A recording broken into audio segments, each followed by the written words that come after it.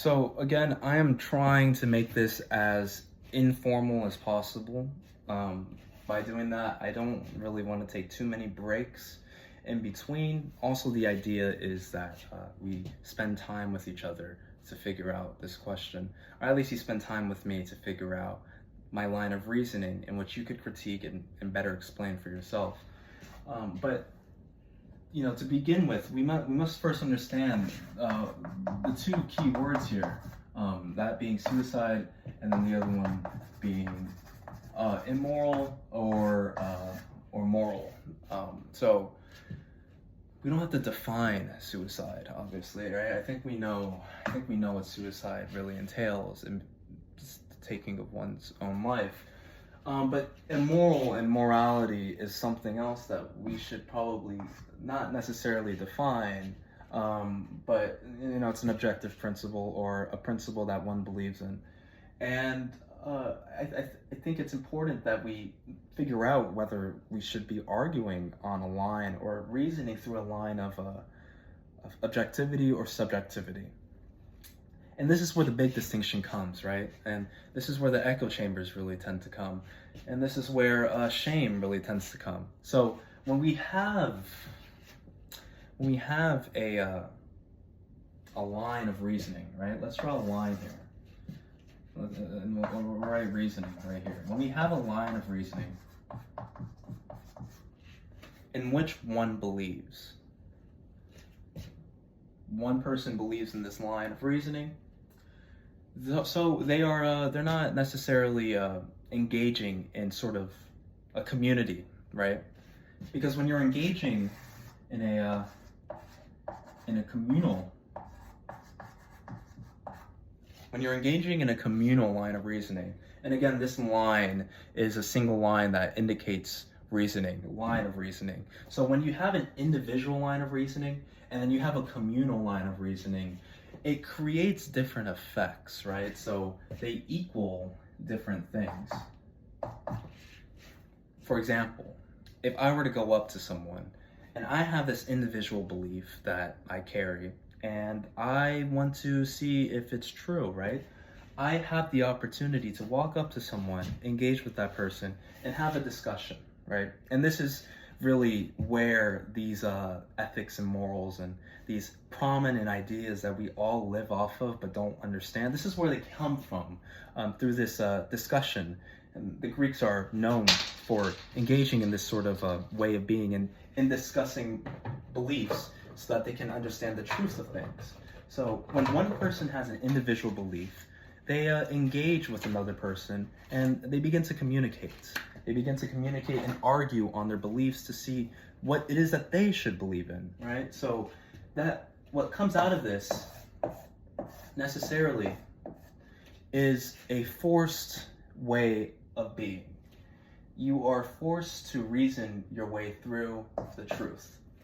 Now, you don't know what the truth is, of course, until you actually talk to someone about it. Especially in times like now where people have these beliefs that they don't really understand. Like almost everybody doesn't necessarily understand to the fullest extent the things that they believe. When you approach someone and you have a discussion with them, you want to engage in a discussion, debate it with them in order to either solidify your previous belief or agree with their belief, or neither. You create your own sort of distinct belief that came from the discussion that you guys have. Now, again, this is a individual line of reasoning. Now, when you have a communal line of reasoning, you have what is called an echo chamber. I don't know how I should draw out echo chamber, but you have a belief that resonates with several individuals. So when you go up to a single individual and you're having a discussion with a single individual, you are more justified in believing the thing that you believe because several other people that you don't truly know or understand have the exact same belief. So if an individual were to come up to me and they were to have an argument with me and 5 people have the same sort of exact beliefs as them, then they're going to argue with me in a way that is much more aggressive, I guess. Aggressive would be the right word, because they have more confidence in what it is that they're saying, and they're standing for what it is that they believe. So by having that, you are either going to leave with a follower, someone that more likely will engage with you and your beliefs. They will end up following your community, or you will leave with a with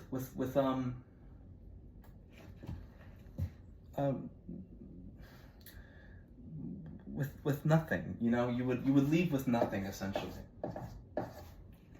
You would leave with nothing, because it's very hard to persuade someone to believe something. It's not all the time where you walk up to someone and you say something that you believe, and then they immediately believe it for the rest of their lives, right? So the chances are, if I were to walk up to someone and I had a community of people supporting my beliefs, and I walked up to someone and I spoke to them and I persuaded them for the time being, they're going to leave and they're going to change their beliefs in a way where it's either in agreement with the person entirely, or it's in agreement with themselves, or it's not in agreement with themselves, right? Now, let's say this person who doesn't have a community supporting them comes up to me, engages in this discussion, and they end up persuading me, who has a community of people who with the same belief. They engage with me and they have this discussion with me. I would be leaving, whether I lost the debate or not, I would either be leaving with nothing, as in I keep the same beliefs that I hold and I end the discussion and I just feel a little shameful or embarrassed or whatever it is, and I go back to the community and then they resurrect that sort of way of thinking back into me. Or I would leave with a sort of existential crisis, right? This is another correlation to nothing. An existential crisis where I was told something that I didn't believe in, but for some reason makes sense to me. And if it makes sense to me, then I either have to grapple with this way of thinking, but then I also have this belief that I believe in and is supported by a majority of people, and I have to clash with them together and figure out, well, what is there to do? This clashing is a contradiction, because they can't ever merge. They're constantly going to clash. So when I have this clashing of beliefs, it promotes an existential crisis where my perspective of life changes entirely, and I don't know what it is that I believe in. So when someone doesn't know what it is they believe in, again, in an existential crisis, it leaves you with nothing, right? So that is perhaps one of the problems with having a communal belief. And again, this is one of the problems when having a belief that you believe in full-heartedly, and you lose a debate. So if you're gonna have a belief, make sure you're well read so you don't lose that fucking debate. But this ties back to suicide, because we have perhaps more of a correlation with a communal belief. Again, we're not speaking about religion specifically. We're speaking about beliefs that are carried by a majority of people behind us, and one that we came into being believing in, right? So when we have this thing that we value, right? Let's change the board up a little, because now we're getting into it. When we have a thing in which we value, a belief, again, a belief in which we value, and then this belief is then either destroyed, or let's say, I don't know if destroyed is the right word. Destroyed seems a little too conclusive. Let's say a belief that is then questioned. No, I mean, maybe not questioned, but dissected apart.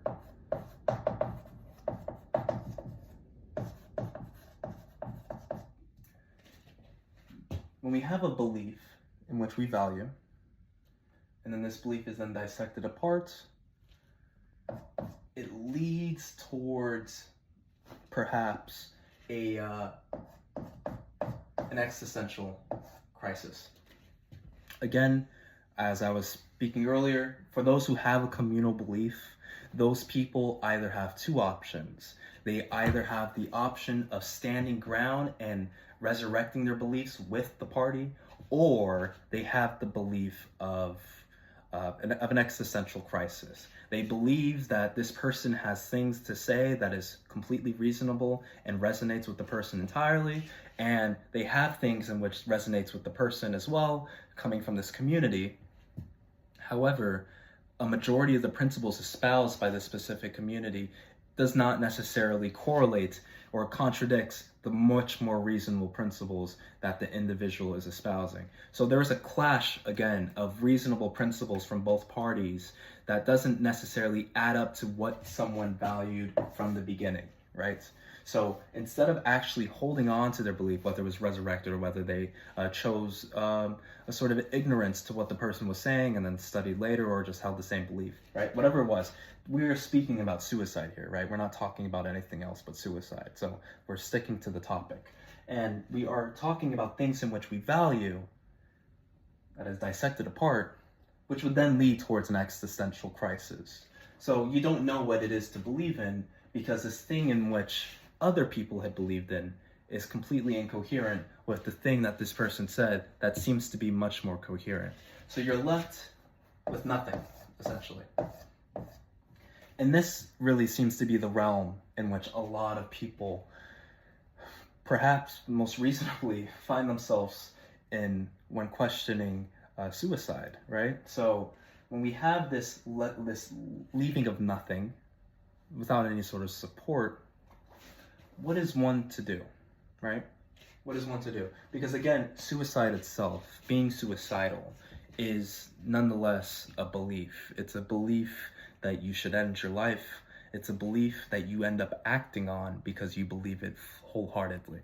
So again, we have to understand that when we have this nothingness, this nothingness that derives from an existential crisis, this nothingness that derives from an existential crisis ends up leading towards a vulnerability, I guess is the best way to put it, right? One becomes much more vulnerable, one becomes much more susceptible, one becomes much more, the things that can be predicated off of vulnerability. When one is vulnerable, they tend to be engaging in things that they should not be engaging in, such as suicide, or such as drugs, or such as things that fill this sort of void here. And in most cases, it is often detrimental. But of course, we are trying to avoid that, right? Because it is detrimental. Because suicide being vulnerable does not necessitate suicide, right? Being vulnerable just means that you were kind of an empty vessel, just kind of a tabula rasa, per se, a blank slate. A blank slate that is completely susceptible to any form of information, which can be actually valuable. And, since this is a lecture series, I think I have the time to really engage in this. But this vulnerability actually has several benefits to it. A lot of people actually call this disassociation, is another term for it, a more psychological term. They are disassociated. Maybe we'll write that. I don't know if I actually spelled that right. I may have actually spelled it incorrectly and I just look like an idiot. I spelled it with 2 S's, but a lot of people actually become disassociated with beliefs, with society, and this actually ends up, again, vulnerability, this ends up being beneficial. I actually remember seeing a clip of this the Olympic gold medalist. I forget her name, the one that everyone loves because she has the septum in her lip, and she's explaining how she disassociates and how she I don't think she explained how it was beneficial per se, but again, you are in a vulnerable state where you have no solidified belief, right? You believe, again, I guess it is the fact that you believe that you are disassociated, you believe that you are vulnerable. You don't know what it is that you are. You've lost meaning with yourself. So you have the ability to forge new meaning. That's the idea that becomes the uh, the uh, the rebuttal to suicide, and hence why it's illogical. You have the idea to be a new person, essentially, and to engage in a different line of thought that is, of course, much more unique than several other lines of thoughts, due to the fact that it is completely susceptible to your own way of being. Now, the problem with vulnerability is that you are still nonetheless vulnerable. You've had this, and this is important. This is an important point that I should draw out. You started off with a box, right? You started off with a box of ideas, a box of a person, right?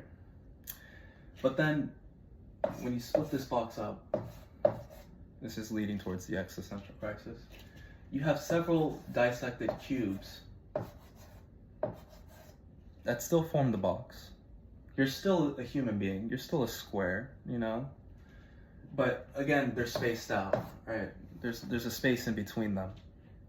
So when you have this space in between the boxes, you have the ability to reshape it any way that you please.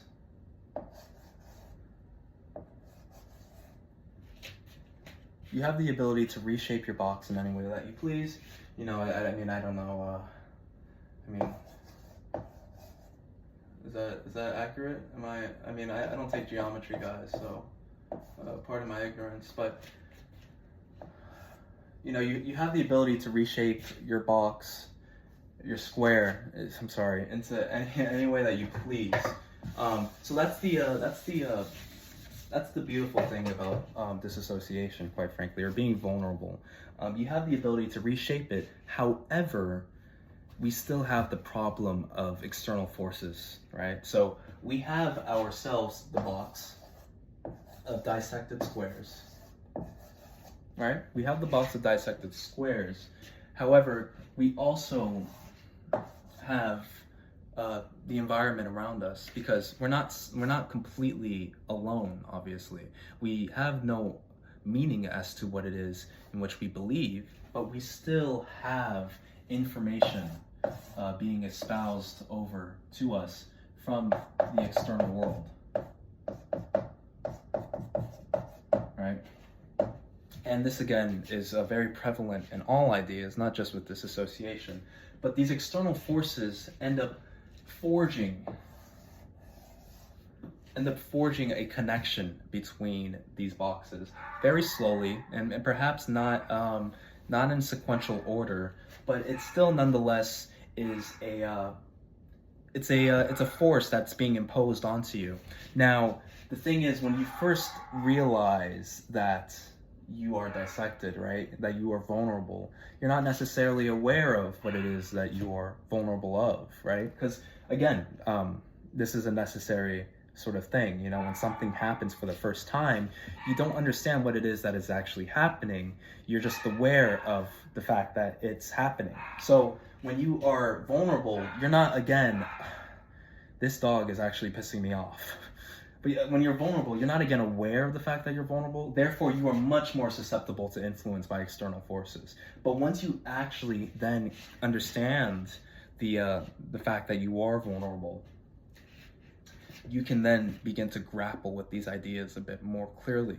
And this is, again, a major benefit to people that are independent thinkers, because they have the ability to forge their own meaning that is much more engaged, much more ambitious, much more solid, much more solidified, rather than one that is given by a community of people. So one thing that I actually want to mention about this is a Christian philosopher who's very known for this sort of way of thinking, and this is the Christian philosopher Soren Kierkegaard. Perhaps some of you guys may have heard of him, some of his works, Works of Love. for example, is one book. Another book is Fear and Trembling. These are just a few of his writings, but they're both fascinating novels, and I highly recommend one to engage in those form of literature. But he was born, I believe, in the 17th, perhaps 16th, 15th to 17th, I believe it's the 17th century. So he was forced to really grapple with these ideas in a much more extensive and a rigorous way. His family, he came from a loss, several losses in the family, and again, he was Christian, and he developed his own sort of philosophy, of his own interpretation of Christianity. Again, something that was provided by an external force, necessarily, because all information is provided by external forces, but something that was provided by an external force in which he created a connection in himself. And he explains, by using the Bible, more specifically, how one should be as a Christian, how a Christian should be. So it's a very interesting philosopher. I believe he's Danish. And he has just a very interesting idea of Christianity. But again, that's a religion, right? So we're speaking about religions here. And suicide is a weird, paradoxical religion, right? Because suicide is a religion of loss, right? So it's a thing that a group of people all believe in the same principle, right? So when we have a religion like Christianity or any sort of Abrahamic religion, or anybody that's a non-dualist, or I'm sorry, anyone that is a dualist, more specifically, or anybody that is a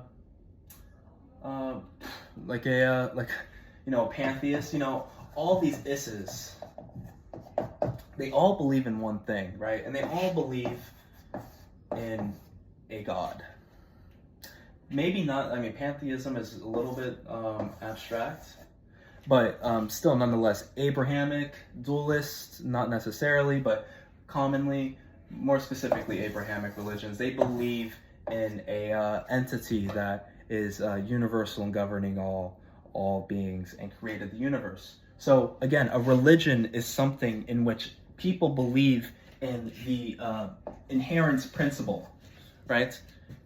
Suicide is paradoxical in this way because, again, religion is like a community. Abrahamic dualism, pantheism, all these are communities. These are all people that believe in a sort of thing. We can even add Buddhism in here as well. But suicide, it's not just a religion, paradoxically. Because it's an act, right? You are acting off of a belief, but we always term it as a psychological sort of a term, right? You are either suicidal, or I guess you're depressed. You are suicidal, depressed are the psychological terms that describe the person that is wanting to commit suicide. I guess, sick could be another word. Mentally ill, all of these psychological terms that are ascribed towards the individual. But it's also known as an act, right? Like you commit suicide, you pursue the act of killing yourself. And the reason why this is because of the fact that it is a religion of loss, right? So there is still the inherent primitive belief of loss, right? Of taking oneself, loss. There is still the primitive belief of loss. However, we don't have a name to describe it because we impose these psychological terms onto the individual, that they're suicidal, that they're depressed, that they're mentally ill, because they are wanting to commit this act, right? So it's still very relevant, however, to an Abrahamic religion, for example, where someone believes, they have this way of thinking in which is Christianity or something. They have these principles. This is a single principle, but they have these principles that they follow. But however, these principles are ultimately derived by the main force itself, God. So again, we have someone that that has a way of thinking. They believe a certain thing, and they end up acting off of those beliefs. And by acting off of those beliefs, they, and it's the same thing here. They believe something. They act off of these beliefs, and by acting off of those beliefs, they go to heaven, or they go to heaven. Essentially, is the idea. But it's this. My board fell, but again, it's the getting there. It's the existential crisis. It's the existential crisis that is usually derived by an external force, as we explained. This is like a little recap since I dropped my board. But let's put it in like this, actually. And this is the paradox of suicide being the religion of loss. With Abrahamic religions, or any sort of religion, especially one that is correlated with a god, you have a belief, right? You have a belief. You act on this belief. You're reunited by God, which then justifies you acting on the belief again, or believing the thing, acting on the belief, reunited, believing, acting, reunited, right? But then you engage in a form of discourse, engagement with some sort of external force. It's necessary that you engage with an external force because in order for something to change, something must change. Nothing changes if nothing changes.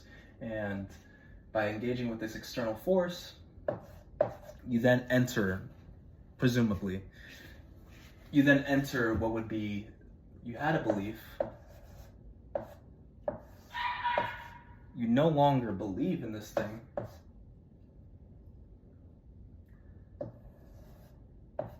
yet you still act,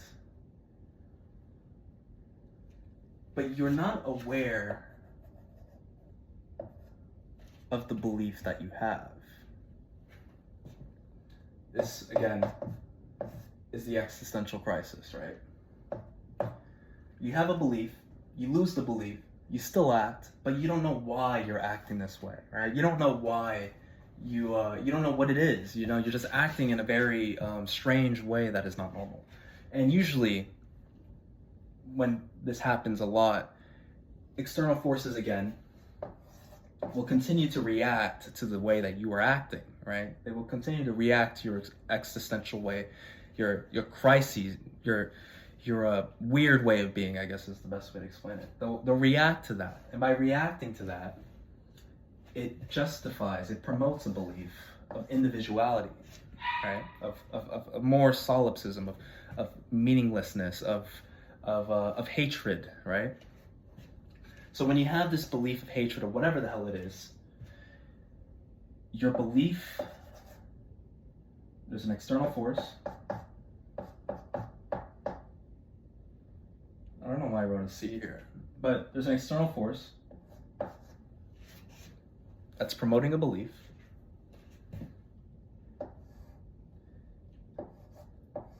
And you act on the belief.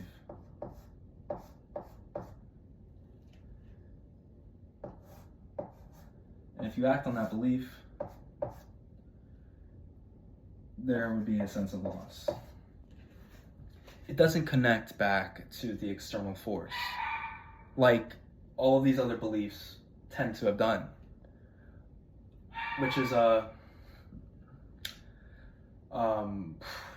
something. And I think this would probably lead towards the school shootings, right? So when someone has external forces imposing their beliefs onto a person that doesn't know what it is that they believe, right? They're acting without knowing what their belief is. When an external force is imposing these beliefs on a person that is, again, vulnerable or disassociated or whatever it is, they are not aware of any form of communal principles, right? And by not being aware of these communal principles, they want to act on their own way of being. Now, this own way of being does either lead towards something devastating and heartbreaking like suicide, or even something more heartbreaking like taking one's life along with several other innocent people. It's a tough topic to really talk about, you know, it really is. But again, this is because they are disassociated. This is because they are vulnerable. This is because they have lost belief in a communal understanding. And now, if one loses, one person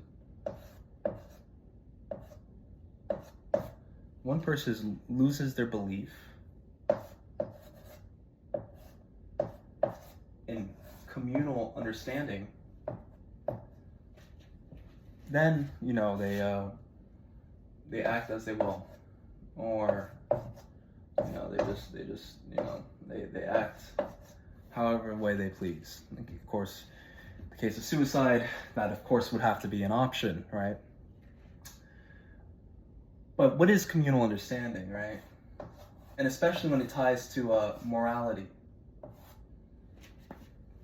So it's interesting because when I first started this video, I started off with the question of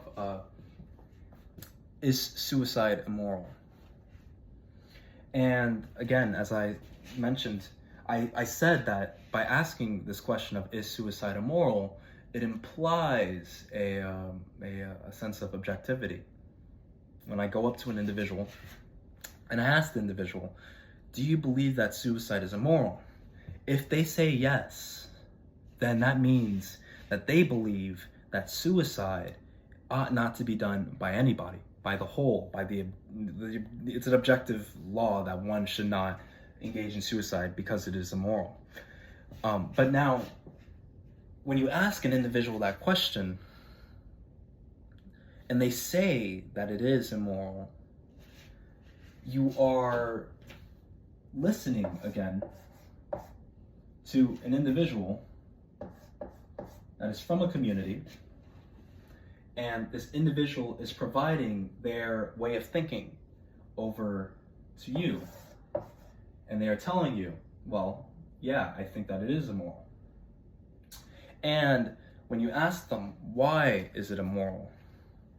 You are now engaging in a sort of discussion in which they have one of two options. They have one of two options. They have an option of a transcendental option. They have the option of God, for example, to explain why it's immoral. But then they also have the option of imminent option as well. An imminent option, meaning it's relational, it's human relational. It's more between humans than it is with God. So you are now left with two options as to why one should not kill themselves. Because of a God in which, quite frankly, as of now, for now, you know, if we're just going to be philosophers, unfortunately, we have no sort of definitive evidence to prove the existence of a God. Again, I think this is an obvious sort of thing. A key requisite to God, to believing in a God, is believing in a God. In other words, it's a belief that requires faith, right? And a lot of people, they reject that notion because they find faith to be illogical. However, they never thought about it.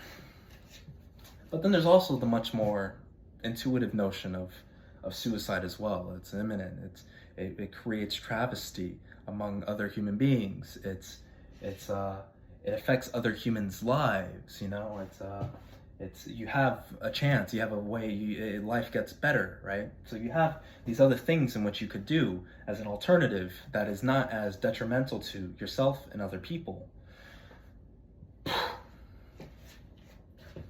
And if that's the case, then this is grounded based off of this individual's understanding of pain, right? So we have two different forms of pain now being grappled with here, right? This is where we'll erase the board to get into another topic. I keep dropping my chalk, and my chalk keeps breaking because it's some cheap ass chalk. Ugh.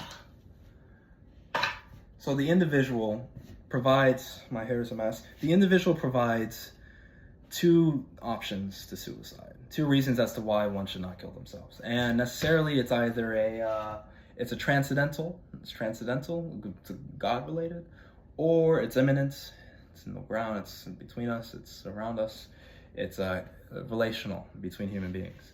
Now, if one doesn't believe in a God, something that is not certainly true, and if we are going to abide by objective principles, one may, in this case, one that is suicidal, would want some sort of evidence to provide a justification as to why they should be a certain way. That's just the case, you know, like you're about to kill yourself.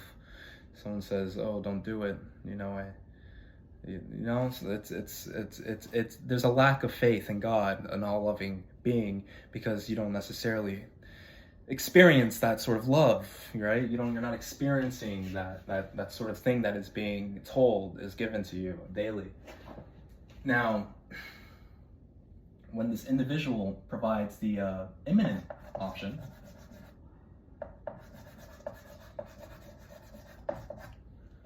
when the individual provides the imminent option, one that is relational between human beings, all right? The imminent option, relational between human beings, they are expressing their idea of pain, right? They're expressing their idea of pain. And this idea of pain, again, is used to justify the, it's the reason as to why suicide is considered immoral.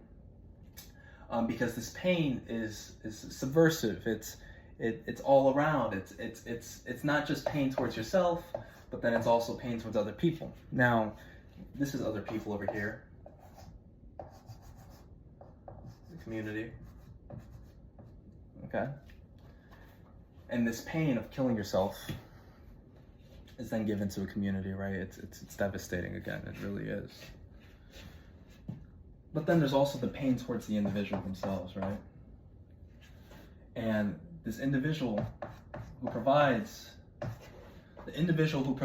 the imminent relational human being argument by expressing an idea of pain, this idea of pain justifying the immorality of it all, this pain that is given towards a community and then also towards an individual. The question still stands as to what one ought to do, right? That's the question. Is one ought to kill themselves or not? And there's two options here. We're left with two options. We're left with the community and we're left with the individual themselves. So there's a presumption here that one ought to think of others when thinking of what they ought to do. It's a necessary assumption. If you kill yourself, you're going to hurt these other people, not just yourself, because you're dead. But if you kill yourself, you're going to hurt these other people. By hurting these other people, who knows what they could do? Therefore, you should not do this thing because it affects not just yourself, but others. So we then have to grapple with these two different options of the individual and then the other option of the community, right? So when we're speaking of the individual, we have one individual expressing a form of pain that is immoral. It is immoral because it is hurting oneself as well as the community. But again, we're focusing on the individual here. But the reason why this argument doesn't work is because of the fact that it is not only presuming an empathetic approach to the community, which is going to be much more complex. We'll get into that in a second. But it's presuming that this objective use of pain, this objective idea of pain resonates with the individual, right? Now, that can't be the case, right? That can't be the case because it's an emotion. And emotions, again, are they lack reason. The emotions lack reason because God knows why, right? We don't know why. I mean, that's a whole nother video. But when one feels a certain way, they can't think to feel. You feel to think, and sometimes you could think to feel. Again, we can't assume that one person feels the same kind of pain as another person. That doesn't make sense, because the individual, the suicidal individual, this person is questioning suicide because they feel that suicide is an option that is much more satisfying than living. They believe that this life that necessitates a sufferance is not as valuable as ending one's life. Therefore, they feel that suicide must be a better route. They have a feeling that they should kill themselves, right? It's an emotion. It's an emotion to want to do that thing. It doesn't necessarily make sense. So when you have this emotion, assuming that you have this emotion, this feeling that you should kill yourself because it feels better than living, that kind of cancels out the individual argument, because the individual, the righteous individual, I like that. The righteous individual is saying you should not kill yourself for two reasons. One reason being you're going to hurt yourself. However, when we're talking about one ought to do what it is that they believe in, and what they believe in has to correlate with an objective principle, right? It has to correlate with something that everybody is in agreement with. When you're saying that one ought not to do that because it will hurt yourself, you are projecting your own belief of pain onto another individual. That person is ready to kill themselves.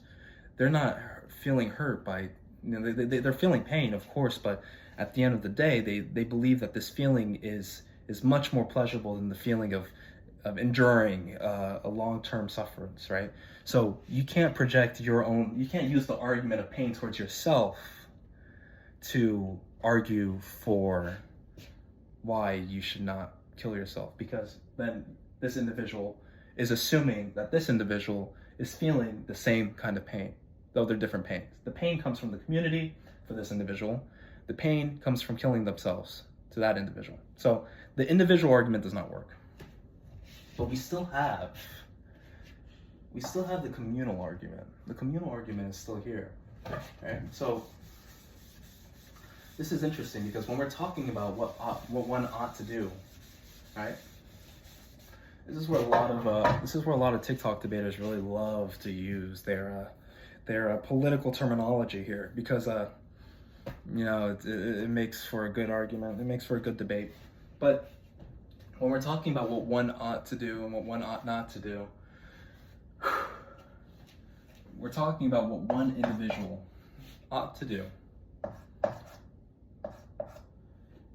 And this thing that they do, of course, should be correct. It should be good. It should be good, but it also could be bad.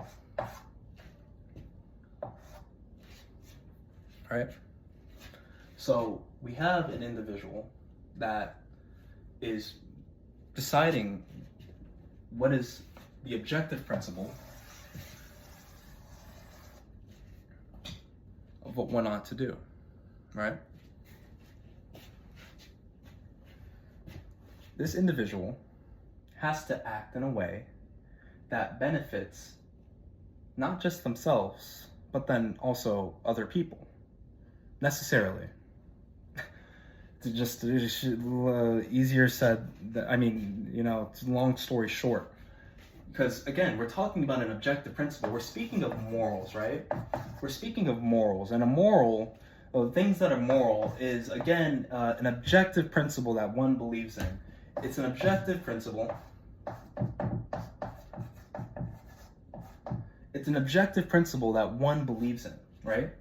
But the question, there tends to be an argument as to whether this objective principle, again, these objective principles is either subjective or again, objective, which which really doesn't make any sense, right? Because when we're talking about the laws in which everybody should act in, right? That is, of course, going to be subjective. There's also the argument of, like, like if you were born on an island, right? And you never experience any form of religion, you are going to act a different way. You're not going to even think that the right way to act is in correlation with someone that was born in America and was surrounded in, like, they grew up in New York City and Manhattan, and, they live in a nice area and they were given these beliefs, and, like, they're not going to act the same way. So, I mean, it's kind of a ridiculous question. I'm not knocking anybody, the Islander or the New Yorker. What I'm just trying to say that is this objective principle is obviously subjective, right? So, because there's no way, even if you were to ask someone that is of the same religion, like if one person that I know is going to talk to someone that is like Kierkegaard, for example, and they were to talk about Christianity, they're going to have different ideas, obviously. Like, they will have different ideas as to what they believe is moral or not, despite the fact that they're all in the same religion. So, inherently, the question of morals is subjective, right? Because not everybody believes the same thing. That's just not the case, right? So, morals, these objective principles, are necessarily subjective. They're subjective because someone is of one religion, another person is of another religion. Those people have different moral beliefs. Though, nonetheless, these beliefs are subjective, right? The intricacies of these beliefs, the different principles. However, they still follow the same notion of objectivity, meaning that these are ways in which everybody ought to act. Everyone ought to act, therefore, everyone is in agreement with each other, right? So that's the idea. Everyone is in agreement with each other because they are all in agreement with the same principles that are objective. They believe that this is how everyone should act. So by having an agreement of principles, right? I'll move so you guys can see this. By having an agreement of principles, you are necessitating the fact that one ought to act in a way that positively affects the other person around them. And by affecting the other person around them, so like, let's say it positively affects the community, right? It positively affects the community. And by positively affecting the community, it will therefore positively affect the individual. And it goes in this cycle. The individual, by having an agreement of principles, the individual acts in a way that positively affects the community, and then by positively affecting the community, it positively affects the individual, that positively affects the community, so on and so on and so on, right? So, when we're asking whether suicide is immoral, it's a strange thing, because there's the selfish argument. There's the argument of the individual disregarding society, and of course stemming from the existential crisis. They had a belief. The belief was ruptured. They engage in this. They enter the existential realm. They enter the existential realm, and then they are continually imposed by beliefs in which they once believed in, and beliefs that they don't believe in, beliefs from an external party, from the community. The community imposes these beliefs on the person that is vulnerable, and the vulnerable person acts impulsively, individually. They act on their own accounts, right? Disregarding any sort of community and what the community feels, because again, they are disassociated, they are vulnerable, they are of several broken pieces, right? They are of several broken pieces, and instead of trying to connect the pieces together, instead of trying to connect the squares together, and this is an important part, so let me just erase this real quick. But instead of the individual trying to connect the broken pieces together, right? They end up, instead of forming this belief, they act on a belief that leads to loss. They just completely say, hey, these pieces are just fucking, they just need to go. They're useless. We don't need these pieces. And of course, this affects several other people, right? And this, of course, is not good because it's going to affect people negatively. Because there's people out there that perhaps love this individual, but again, these people are vulnerable. They're disassociated. They are in existential crisis. They're not caring about what other people think or feel, because they don't know what to believe in. They don't know what to think about what other people think or feel. So they either form a belief, right? You can either form a belief that connects you together, right? You can form a belief that connects you, that you have this strong belief. And again, I tend to advocate for this way of being because it creates a much more solidified belief, right? You have a much more solidified belief, or you could just choose to end it all, either because you just simply give up on trying to understand. And that is, I use those words loosely, of trying to understand. One gives up on trying to understand because they are tired and they just believe that it's unreasonable. However, again, as I mentioned, this is immoral, because when we're speaking of morals implicate a sort of subjectivity, right? And the subjectivity, again, is objective. So it implicates a subjectivity of principles that everyone ought to act on. So if it's everyone acting on it, that means an individual must act on it and be in agreement with the other individual that's acting on it. And these individuals must have an agreement of principles in which they act on. And by having these agreement of principles in which they act on, they are constantly working in the cycle of justifying the belief of the individual to promote the community. That promotes the individual, that promotes the community. It goes on and on and on. So, to end the video, we did a pretty good job here. To end the video, suicide is, in my eyes, necessarily immoral. Right? Suicide is necessarily immoral because of its impact on other individuals. If we're just not going to even worry about the God argument right now, and more on the immanent argument, it necessarily impacts the community.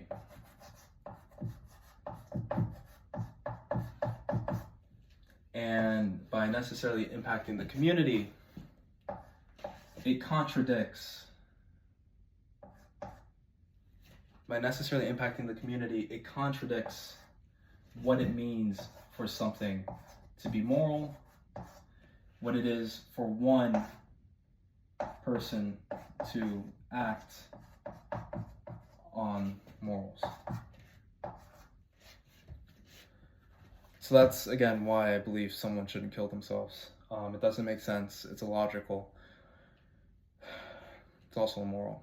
So, thank you. I made that. Thank you for spending some time with me. I think I'm going to try to do a lecture every week. I hope you enjoyed. I hope it was informative. If you disagree, if you disagree with anything, really, you can just think about it, and I'd love to hear from you. I'd love to hear where you think I went wrong, things that I can refine, it's just, I think we should all engage in these discussions a bit more to understand what we're talking about in the life that we live. But, thank you for watching. Peace.